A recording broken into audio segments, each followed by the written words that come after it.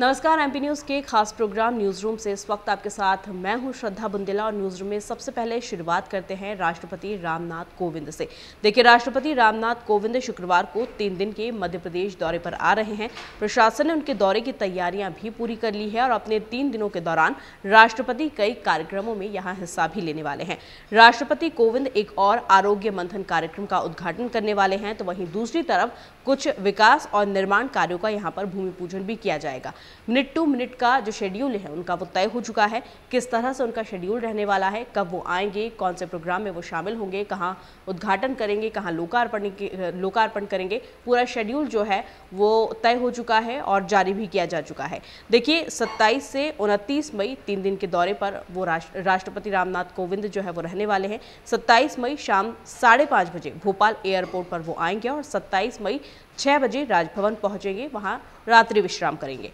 28 मई सुबह 10:50 पर Kushabhau Thackeray convention hall जाएंगे। 28 मई को ही शाम 5 बजे मोतीलाल नेहरू स्टेडियम में वो मौजूद रहने वाले हैं। उसके बाद 29 मई सुबह 8 बजे भोपाल से उज्जैन के लिए वो रवाना हो जाएंगे। यहाँ पर सुबह 8 बजे भोपाल से उज्जैन रवाना होने के बाद 9:30 बजे पुलिस लाइन हेलीपैड उज्जैन पर उनका आगमन होगा। उसके बाद 9:50 पर कालिदास संस्कृत अकादमी उज्जैन वो पहुंचने वाले हैं। 29 मई को ही 11:10 पर महाकाल मंदिर जाएंगे। उसके बाद 11:50 पर सर्किट हाउस उज्जैन पहुंचेंगे। 29 मई को शाम 5:15 बजे पुलिस लाइन हेलीपैड उज्जैन वापस आएंगे वो, और शाम को यहाँ से 29 मई को शाम 6 बजे इंदौर एयरपोर्ट से दिल्ली के लिए वो रवाना हो जाएंगे। देखिए, रामनाथ कोविंद आ रहे हैं, भोपाल में आएंगे, ट्रैफिक डाइवर्ट होगा और कई सारी व्यवस्था जो है वो भी डगमगाएगी, लेकिन हम आपको बता दें कि सारी व्यवस्था जो है वो कर ली गई है। पुलिस अलर्ट पर है। ट्रैफिक व्यवस्था को लेकर भी पुलिस ने विशेष इंतजाम किए हुए हैं। इसके तहत शाम 6 बजे से 7:30 बजे तक स्टेट हैंगर से लाल घाटी VIP राजभवन मार्ग पर यातायात का काफ़ी दबाव रहेगा। यदि शाम को आपका फ्लाइट से जाना है तो आप अपने वैकल्पिक मार्ग से 1 या फिर 1.5 घंटे पहले निकलिए, क्योंकि एयरपोर्ट पहुंचने में आपको टाइम लगेगा, क्योंकि जिस रूट से उनका जाना हो रहा है उसी रूट से एयरपोर्ट का रास्ता भी है, इसलिए आप उसे डाइवर्ट किया गया है। थोड़ा घूमकर आपको जाना पड़ेगा, इसलिए आप 1 से 1.5 घंटे पहले आप अपने घर से निकलिए। देखिए, इसके लिए पुलिस ने वैकल्पिक मार्ग का इंतजाम भी कर लिया है। शुक्रवार शाम को ट्रैफिक व्यवस्था किस तरह से रहने वाली है उसकी जानकारी भी हम आपको दे देते हैं। शाम 6 बजे से 7:30 बजे तक इंदौर उज्जैन की ओर से आने वाली यात्री बसों का हलाल बस स्टैंड पर से आगे जो लाल घाटी के लिए बसें जाएगी उसको डाइवर्ट किया जा चुका है, और इसी दौरान इंदौर उज्जैन की ओर से आने वाली यात्री बसों का हलालपुर बस स्टैंड से आगे लाल घाटी की ओर प्रवेश जो रहेगा वो अब प्रतिबंधित रहेगा। सिर्फ इस टाइम के लिए यह बसें हलालपुर बस स्टैंड तक ही आ सकेगी। इसके बाद अगर हम बात करें राजगढ़ ब्यावरा मार्ग की ओर से आने वाली बसों की, तो इसका जो रूट है वो भी डाइवर्ट किया गया है। हम आपको बता दें कि मुबारकपुर बाईपास तिराहा से खजूरी बाईपास तिराहा से बैरागढ़ होते हुए हलालपुर बस स्टैंड तक ये बसें जा सकेगी। इसके बाद हम बता दें आपको कि नादरा बस स्टैंड से राजगढ़ ब्यावरा और इंदौर उज्जैन की ओर से आने वाली बसें जो हैं उनका उपरोक्त समय यानी कि शाम 6 बजे से 7:30 बजे तक के लिए इसे भी डाइवर्ट किया गया है। नादरा बस स्टैंड से JP नगर तिराहा, बेस्ट प्राइस तिराहा, करोंद चौराहा, गांधीनगर तिराहा, मुबारकपुर चौराहा होते हुए अपने गंतव्य की ओर ये जा सकेगी। तो कई सारी बसें जो है वो डाइवर्ट कर दी गई है। जो सामान्य यातायात है यानी कि रेत घाट से सदर मंजिल, रॉयल मार्केट होकर लाल घाटी की ओर जो है वो जारी रहने वाला है।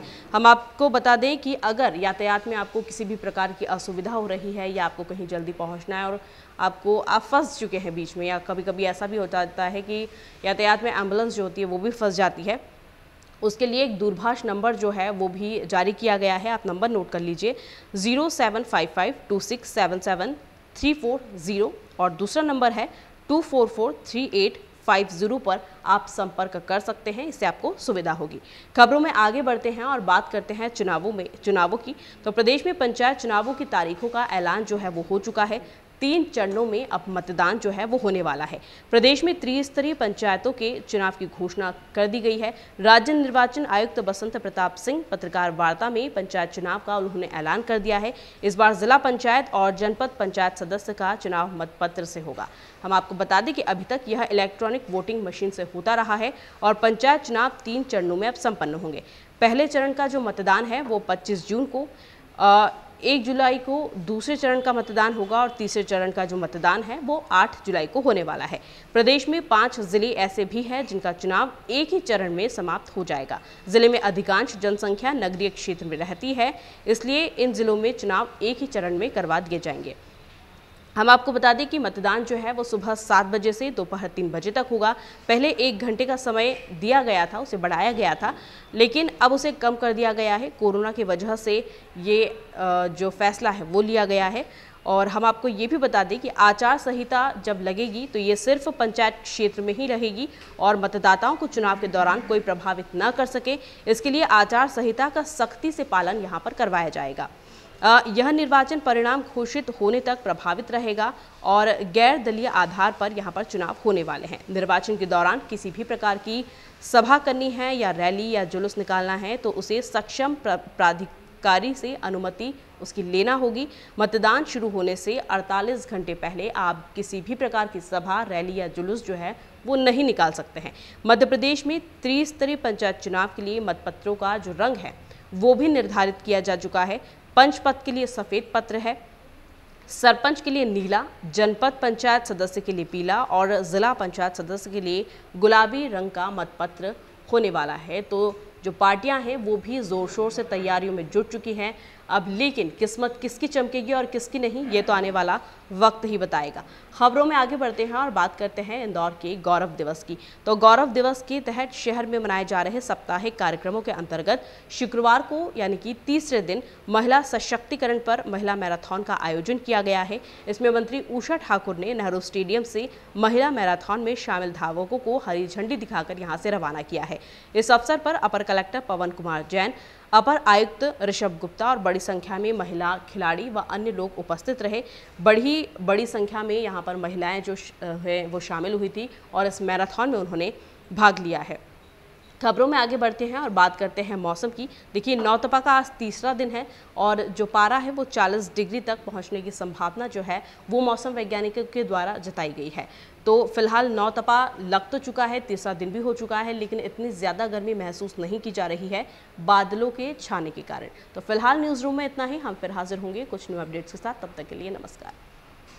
एमपी की नब्ज, एमपी का हाल, मध्य प्रदेश की हर खबर एमपी न्यूज टीवी के साथ। लगातार खबरों के लिए सब्सक्राइब करें हमारा YouTube channel MP news TV. Latest updates के लिए बेल आइकन दबाना जरा भी न भूलें।